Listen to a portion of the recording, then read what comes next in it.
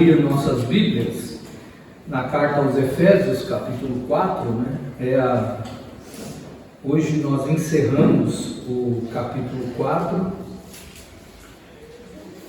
Desde que chegamos ao padrão da mudança bíblica, nós temos então repetido a leitura do verso de número 22 a seguir. Hoje a exposição vai ser do verso 28 ao 32. Entretanto, eu os convido a fim de que leiamos desde o verso de número 22 para que possamos compreender o que é que Paulo está dizendo aqui, inspirado por Deus. Palavra de Deus, Efésios capítulo 4, do verso 22 a seguir. A versão que eu utilizo é a NVI. Quanto à antiga maneira de viver, vocês foram ensinados a despir-se do velho homem que se corrompe por desejos enganosos, a serem renovados no modo de pensar e a revestir-se do novo homem criado para ser semelhante a Deus, em justiça e em santidade provenientes da verdade. Portanto, cada um de vocês deve abandonar a mentira e falar a verdade ao seu próximo, pois todos somos membros de um mesmo corpo. Quando vocês ficarem irados, não pequem, apaziguem a sua ira antes que o sol se ponha e não deem lugar ao diabo. O que furtava, não furte mais, antes trabalhe fazendo algo de útil com as suas mãos, para que tenha o que repartir com quem tiver em necessidade. Nenhuma palavra torpe saia da boca de vocês, mas apenas a que for útil para edificar os outros, conforme a necessidade, para que conceda graça aos que a ouvem. Não entristeçam o Espírito Santo de Deus, com o qual vocês foram selados para o dia da redenção. Livrem-se de toda a amargura, indignação e ira, gritaria e calúnia, bem como de toda a maldade. Sejam bondosos e compassivos uns para com os outros, e perdoem-se mutuamente, assim como Deus os perdoou em Cristo. Ore, por favor, comigo. Obrigado, Senhor. Obrigado por estarmos aqui, obrigado pela Tua graça, pelo Teu favor, pela Tua misericórdia. Somos gratos ao Senhor porque desde o início o Senhor tem nos capacitado a prestar a Ti o culto que lhe é devido. Pedimos, ó Deus, que o Senhor continue nos abençoando. Nós somos incapazes de apresentar a Ti alguma coisa que seja digna do Senhor. Entretanto, o fato de estarmos em Cristo Jesus nos proporciona o privilégio de prestar a Ti este culto. Continua falando conosco agora por meio desse texto. Deus, queremos ter a nossa mente renovada, queremos ter a nossa vida transformada.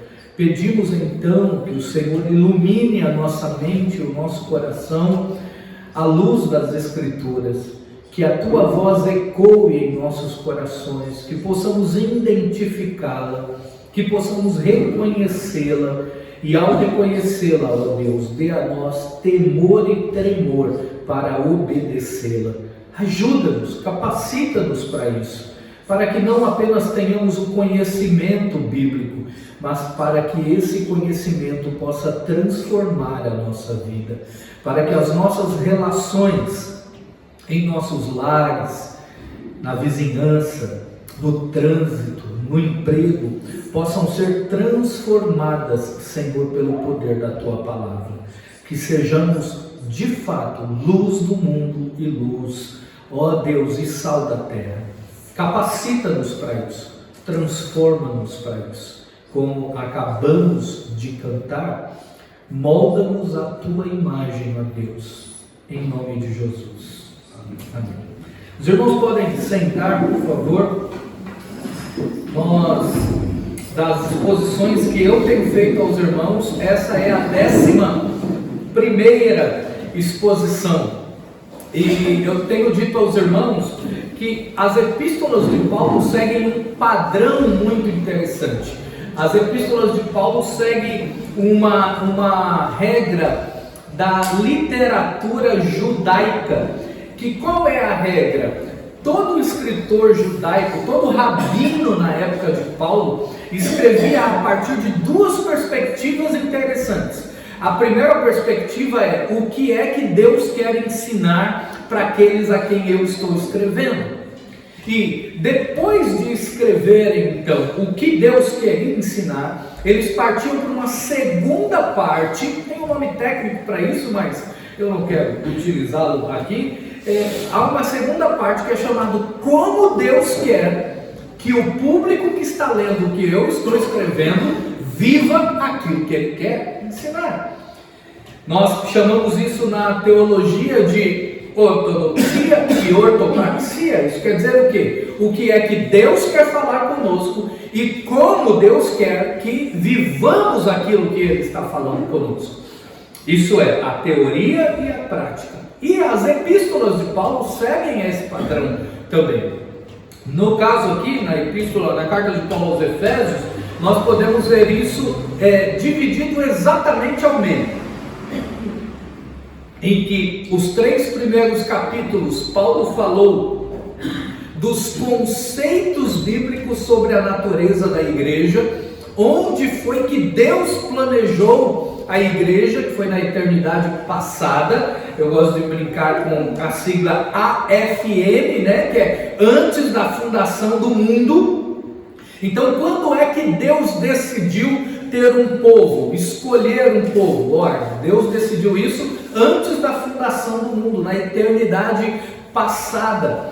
Então Paulo vem lidando com isso, mostrando como é que Deus planejou a igreja, como é que Deus executou o plano da redenção na história humana e, diante disso, como é que a igreja se apropria disso. E nós estamos exatamente no ponto em que o que é que Deus agora espera que o seu povo faça com o que Ele nos entregou, com as riquezas que Ele nos deu, com aquilo que Ele operou em nós por meio da obra de Cristo na cruz do Calvário, aplicando a nós por meio da ação do Espírito Santo. Como é que devemos viver agora?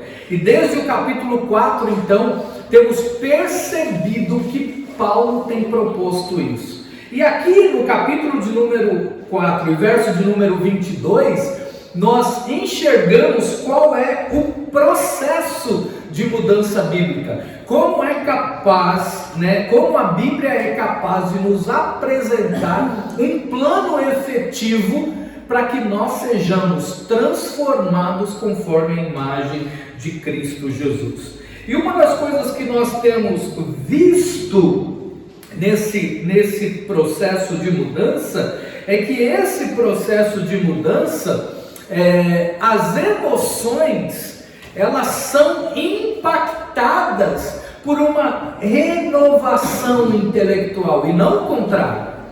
É aquilo que Deus fala à nossa mente e que nós somos capazes de compreender, de entender que Deus está falando, isso que produz emoções para o cristão e não o contrário, ok? Então nós já falamos sobre essa grande diferença e do grande prejuízo que é um cristão viver a partir de emoções. Quando nós vivemos a partir de emoções, nós podemos tomar decisões desequilibradas, emoções equivocadas, e isso não vai longe. Nós temos experiência na prática, todos nós. Quem aqui nunca nervoso tomou decisões que depois se arrependeu delas?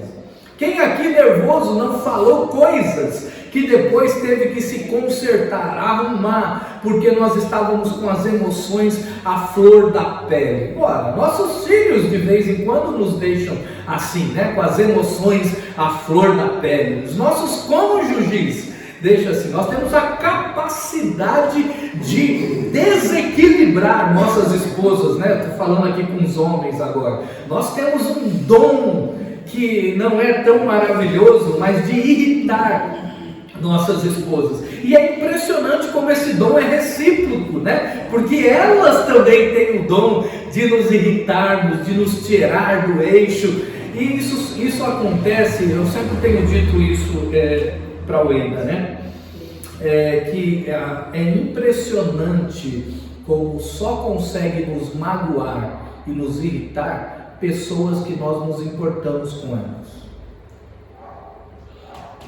Nós só conseguimos ficar chateados, tristes, irados, nervosos com pessoas que nós nos importamos, que nos amamos. Porque as outras pessoas nós facilmente conseguimos deixar de lado. Se as pessoas não são importantes para nós, se as pessoas que estão tentando nos desestabilizar não nos é cara, né? Não nos são caras, a gente consegue deixar para lá. Mas as que nós amamos, nós nos importamos e muito. Muito bem, tendo assim, eu propus que esse processo, então, tende a evitar o quê? A nossa famosa espiral descendente, que é a representação daquele texto em Provérbios que diz que um abismo chama outro abismo. Quando nós estamos num processo pecaminoso, nós estamos em uma espiral descendente que nos leva para baixo. E por que a ideia de nos levar para baixo? Porque na teologia, à medida em que a nossa natureza carnal, a nossa natureza pecaminosa domina a nossa vida, é chamado, na teologia tem um conceito de que são as coisas de baixo, são aquele que é da terra. Tanto que Paulo, em uma das outras epístolas que ele escreve, se eu não me engano, Colossenses, ele vai dizer: pensai nas coisas que são do alto e não nas coisas que são da terra. Então a ideia é de que uma vida de pecado está envolvida em uma espiral descendente que te afasta de Deus. Mas esse padrão de mudança que a Bíblia nos aponta, nos envolve e nos coloca em uma espiral ascendente, que é aquela que nos tira do domínio do pecado e nos leva para o domínio do Espírito Santo, que nos leva para próximo de Deus. Agora olha só, nos levar para o domínio do Espírito Santo não significa que são as emoções que produzirá isso. As emoções são passageiras. O que nos leva a uma vida sob o controle do Espírito Santo é uma renovação de mente, é uma renovação intelectual, onde eu aprendo a palavra de Deus, onde eu creio no que Deus diz, onde eu aplico a palavra de Deus na minha vida, e então a transformação que ocorre em mim produz emoções que me levam a glorificar a Deus. Então note, as emoções não são ruins, desde que elas venham na ordem certa. A minha mente é transformada pela palavra de Deus e agora eu sinto sua presença, eu extravaso, eu glorifico a Deus, porque Ele é poderoso mesmo, mas porque Ele transformou a minha mente. Esse padrão também, ele pode ser proposto por perguntas, né? Os irmãos lembram que nós estamos aplicando perguntas, então nós podemos aplicar ao texto 3 perguntas, né? Despir-se do que? À luz do texto, né? À luz do que o texto ensina. Então, quando eu estou estudando um texto bíblico, eu devo me perguntar: o que é que esse texto está me ensinando para que eu rejeite, para que eu não faça, para que eu me afaste? Na figura de linguagem de Paulo, para que eu tire de mim, para que eu tire mesmo, para que eu tire a roupa. Essa é a ideia de vestir-se e se despir. A outra pergunta é: o que é que eu tenho que me revestir? sentido, o que é que eu tenho que colocar no lugar? Porque Deus não nos dirá o que devemos rejeitar sem nos informar o que é que devemos colocar no local. É aquela ideia da santificação no Antigo Testamento que eu falei aos irmãos a semana passada. Ora, nenhuma pedra era kadosh, quer dizer o que? Santificada, para ficar à toa, tinha um local específico. Então a separação daquilo que não honra a Deus só será efetiva se eu colocar no lugar aquilo que honra a Deus. E a outra pergunta é, baseado em qual aspecto da nova criação? Né? Qual é a razão pela qual o texto ensina? Isso é, qual é a renovação da mente? No que é que está ancorado isso? Que a despeito das minhas emoções, eu poderei voltar e dizer, bom, isso é certo e pronto, acabou. Né? Eu já dei aqui esse exemplo aos irmãos em sermões passados, e apenas de modo geral eu quero lembrá-los. É isso, por exemplo, que motivava os mártires do Coliseu a permanecerem firmes no Senhor. Aquilo que eles aprenderam e creram, independente da dor que sentiam, da emoção que sentiam, permaneciam firmes em Cristo, mesmo sendo mortos, porque é isso que ocorre, ok? Então, se a palavra de Deus não renovar a nossa mente, nós seremos crentes inconstantes, seremos crentes oscilantes. Se nós não entendermos e não compreendermos questões fundamentais da nossa fé, como por exemplo, o fato de que Deus tem que ser honrado a despeito de qualquer coisa, independente do prejuízo que eu levo, eu negociarei com Deus para ter benefícios escusos. Eu olharei mais para o lucro desonesto do que para honrar a Deus. Se as minhas paixões carnais estão na frente do honrar a Deus, eu não me importarei em negligenciar uma vida santa e terei uma vida promíscua, sexualmente depravada, onde Deus não é honrado, onde a minha esposa não é honrada, onde Deus não é honrado e minha esposa não é honrada. Por quê? Porque para mim o que mais importa é a minha satisfação. Então, eu tenho enfrentado aconselhamentos difíceis quando as questões são quem é que deve ser honrado. As pessoas tendem a negociar os princípios cristãos porque no final das contas a mente não foi transformada. O maior trabalho no aconselhamento bíblico é fazer com que a pessoa entenda que honrar a Deus está a despeito de qualquer problema. A proposta do aconselhamento bíblico não é solucionar problemas, mas é dar caminhos ao aconselhando para que ele honre a Deus a despeito dos problemas. Porque problemas sempre teremos. Então, essas três palavras, ou essas três perguntas aqui, podem ser aplicadas a qualquer texto, né? E aqui eu quero, então, propor a vocês um exercício bíblico durante essa semana.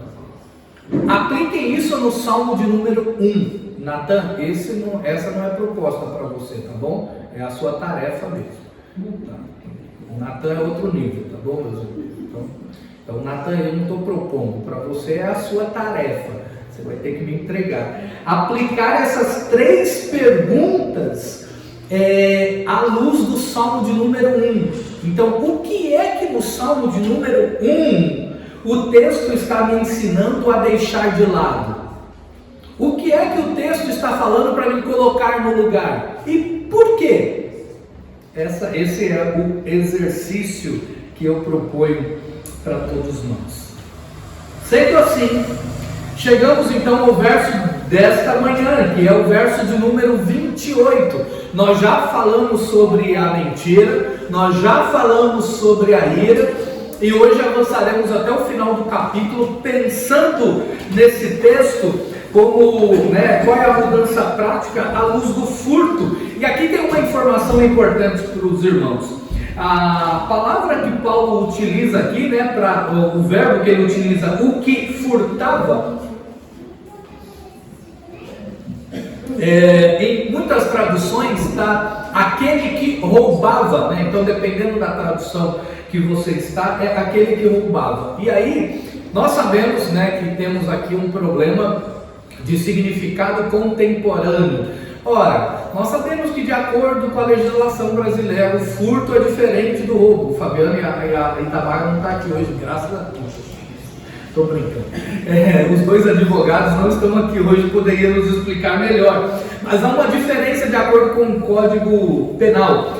Entretanto, na língua grega, a palavra que Paulo utiliza poderia ser usada para as duas traduções. Então, qual das duas traduções estão corretas? As duas, porque a ideia do texto bíblico é pouco importa como você faz. Se você utilizou com força e violência, ou se você usou furtivamente, de modo em que ninguém está vendo e roubou alguma coisa que não é sua. A ideia aqui é que o Evangelho de Cristo Jesus, ao chegar na vida do indivíduo, muda a sua vida de tal modo que a sua conduta ética é extremamente impactada pelo poder do Evangelho. Observem só, o que é que motiva o roubo? Na sua maioria das vezes é a ganância de ter uma coisa que não é sua, uma coisa que você não pode. Eu estou aqui tirando do cenário aquilo que é chamado de... eu esqueci a nomenclatura técnica, mas quando alguém é motivado em roubar porque está passando fome, por exemplo, tem uma nomenclatura técnica para isso. Mas eu estou tirando isso aqui, eu estou propondo aqui, e ainda assim, quem é motivado porque está passando fome, roubar é tão errado quanto. Então, ao olhar para esse texto, o que nós devemos entender é que tudo aquilo que motiva o sentimento egoísta, a ganância de ter uma coisa que não é sua, ou mesmo ter um lucro indevido, então o que é que pode ser englobado nisso aqui? Tudo aquilo que é desonesto obtendo-se é, no final das contas, um roubo, um furto. E pasmem, meus irmãos, pasmem. Esse negócio de trabalhar na assistência social tem muita coisa boa, mas também tem muita coisa ruim. Constantemente eu tenho recebido mensagens, contatos e tudo mais para ajudar pessoas que não precisam dos benefícios assistenciais e que buscam um benefício assistencial, e ao buscar, no final das contas, o que estão fazendo é furtando o direito de uma pessoa que de fato precisa. É impressionante. É impressionante. É impressionante como as pessoas mentem no cadastro único. É impressionante como as pessoas vão para o cadastro único, independente de serem cristãos ou não. Esses dias eu fiquei muito triste ao receber a mensagem de um pastor pedindo para que eu ajudasse no cadastro único da sua esposa. E eu fiquei extremamente constrangido com essa situação. E eu acho que ele ficou mais ainda quando eu disse para ele o que ele precisava ouvir. E eu não sei, mas eu acho que ele me bloqueou, porque minhas mensagens não chegam mais, eu não entendo disso. Eu espero pelo menos que ele não tenha procurado nenhum outro servidor público. E muitas pessoas que têm necessidade, pessoas que são profissionais liberais e que nem sempre tem aquele valor todo mês e tudo mais, que tem direito, não conseguem porque falam uma verdade. E quando eu preparava esse sermão, eu fiquei pensando em várias situações em que nós podemos furtar tantas coisas, em que nós podemos tomar o lugar de que é o outro. A vaga do estacionamento que é do idoso ou é do cadeirante, e a gente vai lá e coloca o nosso carro.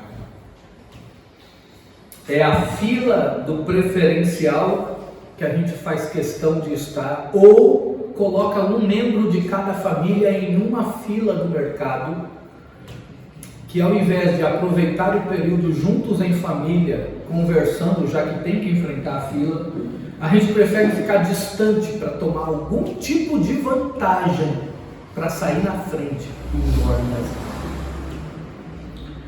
É no trânsito a ideia de que andar no acostamento para ganhar algumas vagas vai fazer todo sentido para a nossa vida.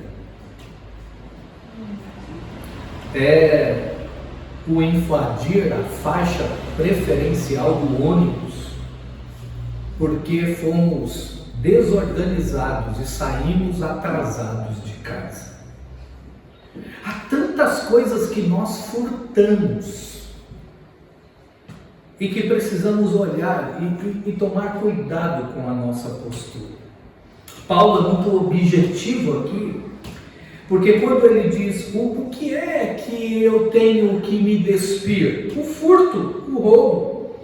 E o que é que eu tenho que colocar no local? O trabalho. E é interessante porque o trabalho aqui, Paulo qualifica esse trabalho dando um senso de organização, de planejamento. Porque olha o que Paulo está dizendo, você trabalha com o quê? Como? Fazendo algo de útil com as mãos. Então, Paulo está propondo aqui que como é que eu evito furtar alguma coisa que não é minha? Desde que eu me planeje, desde que eu me organize, desde que eu trabalhe. E para isso, olha só, qual é a razão disso, né? Que é a outra pergunta, né? Qual é o aspecto da nova criação? O aspecto é para que eu agora tenha o que repartir com quem precisa. É só o Evangelho que faz isso. Alguém que roubava dos outros faz desse alguém trabalhador para ajudar quem precisa. É só Deus que faz isso. É apenas Deus que promove esse tipo de transformação. Que nós sejamos então, a despeito de qualquer título que possa nos dar lá fora, o bobo, o que deixa todo mundo passar, como é que tem uma nomenclatura que eu e a Weida usamos um para com o outro quando o outro quer ser bom no trânsito, né? A Madre Teresa de Calcutá, olha só, eu e a Weida a gente usa essa expressão quando ela quer deixar alguém passar e eu estou apressado e ela está no volante, ou quando eu estou no volante e ao contrário, eu estou levando ela para a mãe dela sábado de manhã e ela tem hora para chegar, que foi ontem isso, e que ela vai passar o final de semana com a mãe e a mãe está lá sozinha e eu estou deixando alguém passar na minha frente. Ela fala, tá, você é a Madre Teresa de Calcutá do trânsito hoje. A despeito de qualquer nomenclatura que use por nós, que nós sejamos as pessoas que tenham consciência e que nada que está na nossa mão ou que nós estamos usufruindo seja algo que é do outro. Que nós sejamos pessoas que honrem a Deus no nosso dia a dia. Isso terminou? Não, Paulo é cirúrgico e agora ele vai dizer sobre as palavras, né? Como aplicar isso às palavras. E olha só o texto que Paulo diz, né? Verso 29. Nenhuma palavra torpe saia da boca de vocês, mas apenas a que for útil para edificar os outros, conforme a necessidade, para que conceda graça aos que a ouvem. E aqui a pergunta mais óbvia que a gente deveria fazer é: o que são palavras torpes?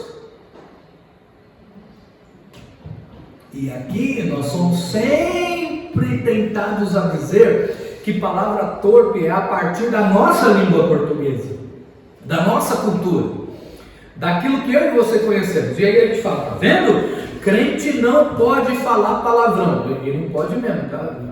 Que você não pense que eu estou insinuando que possa, pelo amor de Deus. Mas nós temos a tendência de olhar para a palavra torpe e apenas dar a ela o significado de palavrões, que são palavras de baixo calão, palavras chulas, xingamentos e por aí vai. Mas à luz do texto bíblico, a palavra torpe também é isso, mas não é só isso. Por quê? Porque se nós perguntarmos, né, o que é que tem que se despir? Toda palavra torpe. E o que é que tem que pôr no lugar? Palavras úteis para edificar outros conforme a necessidade. Perceba que Paulo é cirúrgico aqui. Então, à luz do que devemos nos revestir, a pergunta é: o que é uma palavra torpe? A palavra torpe é toda palavra que não é útil para edificar. Tudo isso é uma palavra torpe. Tudo o que não edifica e o que não produz graça é uma palavra torpe. Mas não é só isso. Tudo o que é utilizado fora da necessidade. Às vezes é algo que na hora certa é útil, na hora certa promove graça, mas no momento errado é uma palavra torpe. Perceba que não, a maior falácia que existe para um cristão é partir do pressuposto de que eu falo a verdade. Eu estou pronto a te dizer a verdade. Olha, se a verdade não for no momento de necessidade, se não for com amor, se não for com graça, se não for para edificar, ora, ela é uma palavra torpe. Então, o modo como nós nos tratamos, o modo como falamos uns com os outros, o modo como reagimos aos erros dos outros, define o que aquilo que eu estou falando é uma palavra torpe ou não.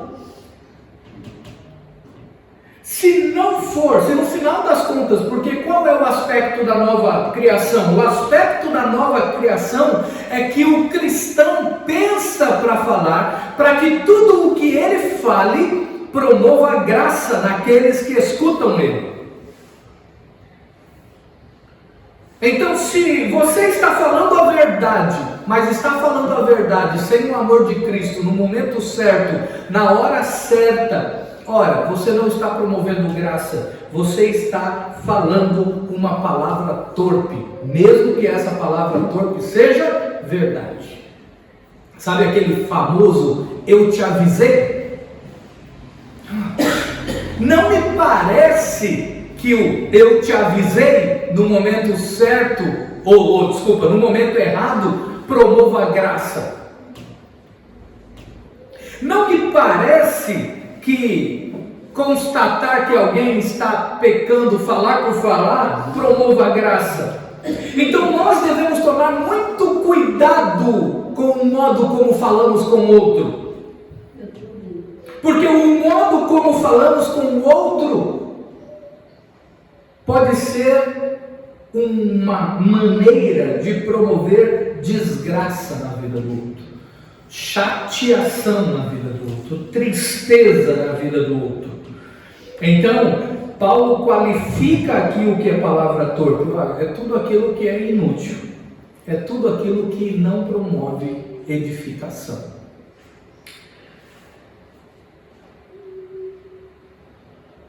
Nós, no final das contas, fomos chamados para edificar pessoas e não para destruir pessoas, não para denegrir pessoas. Nós fomos chamados para sermos pessoas que as outras pessoas têm o prazer de nos ter por perto e não de nos repulsar. Como está o nível, o índice de pessoas que quer nos ter por perto? As pessoas nos querem mais perto ou mais longe?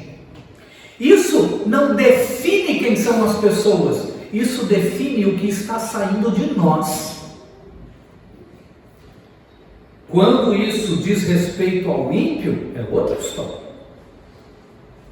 Os ímpios não nos querem por perto, por quê? Porque estamos vivendo para agradar a Deus? Amém. Que não fiquem perto mesmo. Mas quando diz respeito ao rebanho do Senhor, a comunidade de fé, a nossa presença atrai pessoas ou repele pessoas?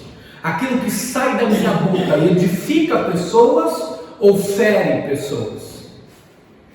Palavra torpe. Nós precisamos rejeitar isso.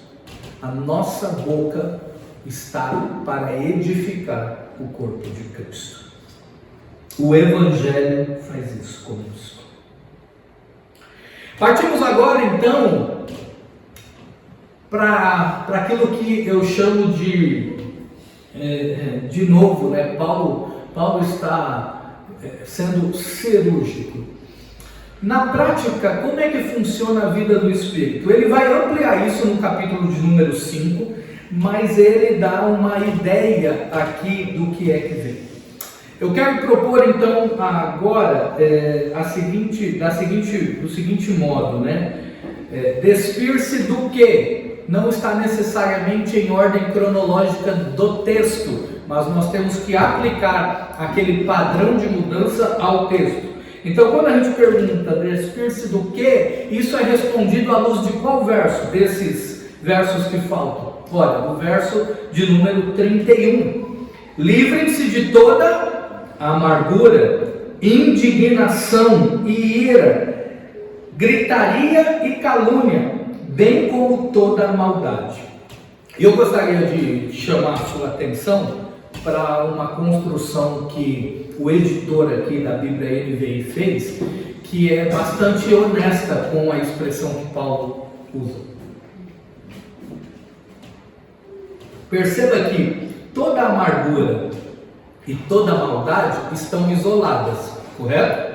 Estão numa frase só. Mas a indignação e ira estão juntos, assim como gritaria e calúnia. A ideia de Paulo é propor que todo mundo que está indignado, se não tomar cuidado, ficará irado. Assim, todo mundo que vive gritando, que tem a ideia de falar sempre gritando e brigando, e uma gritaria imensa, tem sempre a tendência a ter calúnias no meio disso, porque não pensa para falar. Então, gostaria de trazer essa nuance aqui para você, da honestidade do editor aqui, do tradutor, do organizador da Bíblia NVI. Então, do que despir? É livrar disso. E a outra pergunta que aplicamos ao texto é: revestir-se do quê? Isso é respondido à luz de qual verso? Do verso de número 32. O que é que eu devo pôr no lugar? Olha só. Sejam bondosos, compassivos uns para com os outros, perdoando-se mutuamente, assim como Deus perdoou vocês em Cristo. Então, o que é que eu coloco no lugar? Ao invés de toda amargura, ao invés de toda maldade, indignação, ira, gritaria e calúnia, o que é que eu ponho no lugar? Eu ponho bondade, compassividade, perdão, tendo Deus como referência. Agora, a grande questão é, por que é que eu faço isso? Qual é o aspecto da nova criação? Né? Qual é a razão? E isso é respondido no verso de número 30. Ora, porque viver desse modo alegra o espírito, mas viver do outro modo entristece o Espírito Santo. A grande pergunta então aqui nessa sessão é: o que é que eu quero fazer? Eu quero alegrar Deus ou entristecê-lo? Eu quero alegrar o Espírito Santo ou entristecê-lo? E como é que eu entristeço? Eu entristeço estando em uma espiral descendente, mas eu o alegro, eu o glorifico estando em uma espiral ascendente. É impressionante porque Paulo aqui diz algo importante. É nele ou com ele que nós fomos selados para o dia da nossa redenção. A nossa vida com o Espírito Santo, a nossa relação com Deus, é uma relação que não é possível ser negligenciada. Nós precisamos entender uma coisa: a nossa vida com Deus é uma vida em que nós devemos levar muito a sério. Se envolver na relação com o Espírito Santo é crucial, é o que nos dá a garantia de salvação. Como é que nós, pecadores, ousamos dizer que somos salvos? É com a certeza de que a Bíblia ensina de que o Espírito Santo habita em nós. E à medida em que eu me relaciono com Ele, Ele me dá essa convicção. Segurança na salvação é uma das maiores dádivas que o cristão pode ter. Nós enfrentaremos lutas, nós enfrentaremos dificuldades, passaremos perigos, sofreremos com doenças, e não nos desesperaremos, porque estamos seguros em Deus. Nós vivemos para glorificar a Deus de tal modo que, como Davi, ainda com 17 anos, disse no verso 4 do Salmo 23, nós também dizemos: quando passarmos pelo vale da sombra e da morte, Tu estás comigo, a tua vara e o teu cajado me consolam. Nós nos entristecemos na iminência da morte, sofremos com notícias que nos pegam de surpresa, mas, contudo, entretanto, estamos firmes no Senhor, sabendo que a sua soberania cuida de tudo, e que todos podemos e inevitavelmente perderemos o controle de alguma coisa na nossa vida, mas Ele continua sentado no trono, governando toda a história e a nossa vida também. Então, ter uma relação com o Espírito Santo profunda, eficaz, contínua, é o dever de todo cristão. Nós precisamos hoje aqui pela manhã decidir primeiro aqui na nossa mente e entender o quanto isso é importante. Eu quero viver para agradar a Deus ou viver para entristecê-lo. Que nós escolhamos o caminho da vida, que nós escolhamos o caminho da paz, que nós, pais, possamos ensinar isso todos os dias para os nossos filhos. Viver para agradar a Deus é o único sentido da nossa vida, é o único propósito. Podemos fazer todas as outras coisas, podemos estudar, podemos ganhar dinheiro, trabalhar, podemos ter carro, casa, conforto, podemos ter todos os bens que essa terra nos der, mas desde que tudo isso seja usado para glorificarmos a Deus. É isso que importa. E se Ele não quiser nos dar tudo isso, ainda assim glorificaremos ao Senhor, porque foi para isso que Ele nos chamou. O que mais importa é a certeza de que a eternidade será com Ele. Vamos orar? Você pode estar de pé, por favor?